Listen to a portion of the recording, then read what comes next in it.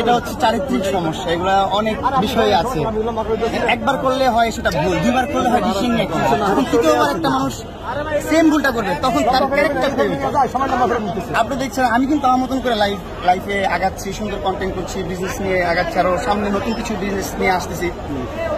সবকিছুর মধ্যে আমি আমার মতো ঠিকঠাক আছি, আমি স্বাভাবিক জীবনযাপন করতেছি। এর মধ্যে শুধু ঝামেলাগুলো করতেছে এই মামলা মোকদ্দমা করে। আমি জানি আমার পর একটা ছোট ভাই ইমন, তাকে নিয়ে অনেক কিছু করলো, তারপর আরেক ছোট ভাই মেয়েদের সঙ্গে, তারপর আরো এরকম করতেছে। তো তার তো এটা নর্মাল লাইফ, তার এটা ক্যারেক্টারটা, এটা তো আমার তো ক্যারেক্টার এটা না। আমি তো এরকম যাচ্ছি না, এরকম কিছু করতেছি না। তো আমি আমার মতো নর্মাল লাইফটা লিড করতে চাই, সাধারণ জীবনযাপন করতে চাই, ভালোভাবে বসবাস করতে চাই। আমি সবচেয়ে বেশি ভালোবাসি আমার পৃথিবীতে আমার মাকে। আমার মা যখন কান্না করছে তখন আমার ভিতরে আর কিছু না। আমি এই জিনিসটা কষ্ট পেয়েছি, আমি যেখানে আসতেছি এটা হচ্ছে সেটা হচ্ছে, সেটা আমার বেশি কষ্ট না, সবচেয়ে বেশি কষ্ট হচ্ছে আমার মা কান্না করতেছে। এবং এই যে জামিন সোশ্যাল মিডিয়াতে হচ্ছে আমাকে নিয়ে কিন্তু 1-1.5 বছরের মধ্যে কোনো কন্ট্রোভার্সি আপনারা দেখছেন না, আমি এগুলোর মধ্যে যাচ্ছিল না।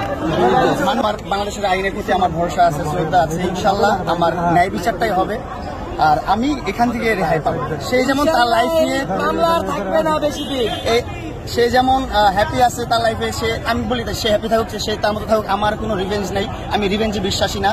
যদি আমার সাথে কেউ কোনো খারাপ কিছু করে থাকে, রিভেঞ্জ অফ নেচার আছে, নেচার তাকে কিছু বুঝাবে। আমার কোনো রিভেঞ্জ নেওয়ার কিছু নেই, আমি কারো কাছ থেকে কোনো প্রতিশোধ চাই না, কোনো রাগ খুব চাই না। আমি চাই নর্মাল একটা লাইফ লিড করতে। সবার কাছে এতটুকুই আমার চাওয়া। ভাই একটু জানতে চাই ভাই, কি মামলায় আজকে আপনার গ্রেফতার করা হয়েছে? ছিল হুমকি, আমি হুমকি দিয়েছি। ইভেন আমি সিঙ্গেল টেক্সটও করি না, আমি নাকি তাকে হুমকি দিয়েছি।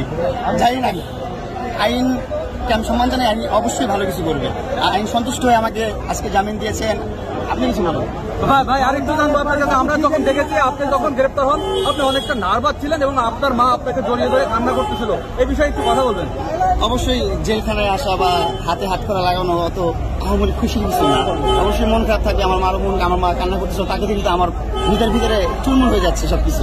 আমার তারও বেশি কষ্ট লাগতেছে আমার মার চোখের পানি দেখতে। আইনের প্রতি আমার শ্রদ্ধা সম্মান আরো বাড়তেছে। ইনশাল্লাহ আইনজীবী যারা আছে, যারা অনেক ভালো আছেন, তাদের সবার জন্য অনেক অনেক ভালোবাসা দোয়া থাকবে। আমি চাবো যে আপনার এই ছোট ভাইটাকে যেভাবে পারেন সেভ করেন। ভাই লাস্ট একটা কোশ্চেন আপনার কাছে একটু জানতেই চাই, লাইলার প্রতি আপনার কি বার্তা রয়েছে? আমার তো আমি বলে দিলাম আমার বার্তায়, সে তার মতন তার জীবনযাপন করবে, সমস্যা নাই। আমি তো তাকে কখনো কোনো কিছু নিয়ে পুক করি না, কখনো ডিস্টার্ব করি না।